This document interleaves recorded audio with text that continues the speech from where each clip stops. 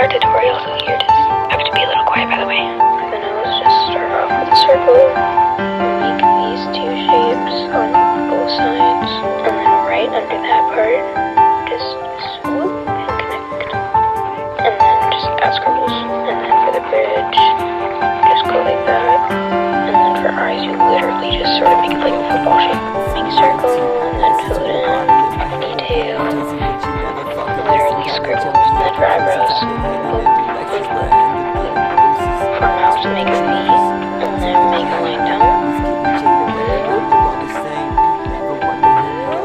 And then to make the face, you sort of just go around like that, and literally add scribbles for detail. Like that's just add scribbles. And then you really want to make dark spots. Add hair.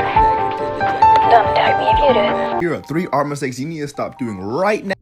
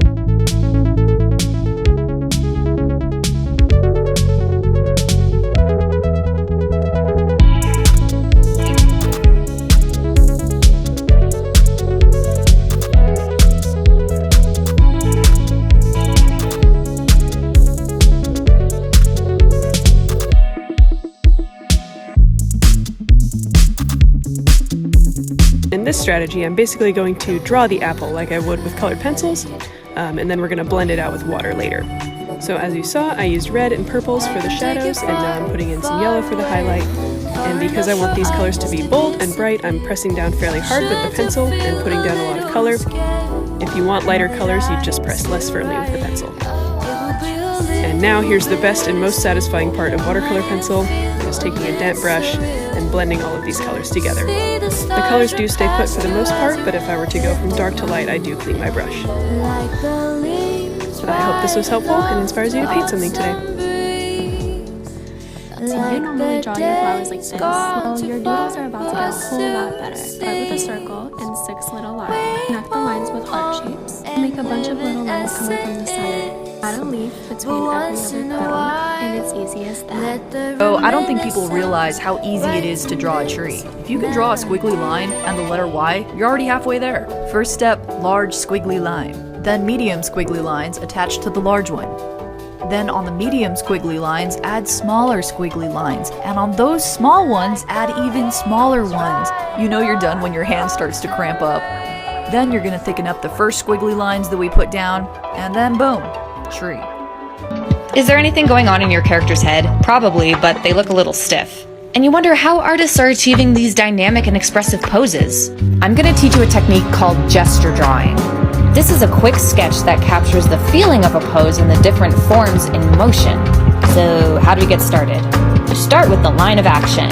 Also, don't mind that the model is a little bit naked. He's very shy. This is what you do in figure drawing. This singular line describes the angle and movement of the pose and will also help you place your weight. My line here is following the body's angles. From here I can quickly place his limbs, his head, his chest, his shoulders. This is figure drawing at its very basic. No sharp angles, just smooth lines. Now I'm going to show you what it might look like without tracing. In figure drawing classes, a lot of the time you'll spend the first 30 minutes of class as a warm-up, doing gesture drawings, 10 minutes each. I hope this helps you get more dynamic and expressive poses in your art.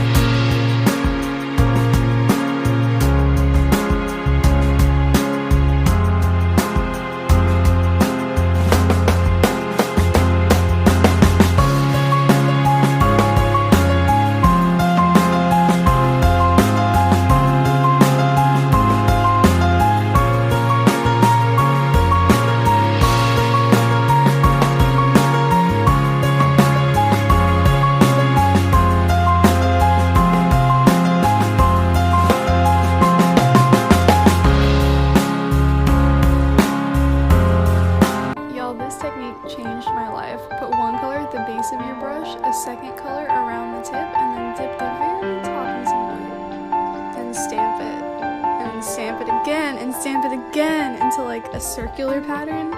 So we've got this succulent ovular shape right now. And we're gonna reload the brush and do that technique again on the second inside layer. And then as DJ Khaled says, another one, stamp it, another one.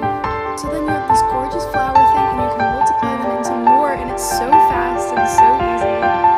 Here are 3 tips for you to create interesting characters for your story or comic books. Step 1, using shapes. Shapes are good for all drawing, of course. They're even more impressive when you want to create cool characters for whatever you're trying to create. By using boxes, cylinders, and whatever other shapes you can create to make cool shapes for your characters. Using shapes to create your characters is a great way to create interest in your characters. Also helps others to recognize your character just by one glance. They recognize the shape and they understand the character is being drawn. Also, you can create some pretty funny creatures like this one right here. The next tip is very important. That is exaggerating your poses and proportions of your characters. Exaggeration is basically pushing reality to its limit, also increasing or decreasing the proportions of characters in human bodies. This is probably the most important tip whenever you want to create cool character designs. Exaggerate eyes, hair, lips, mouths, teeth, doesn't really matter as long as you push it to the limit. And the last and final tip is clothing.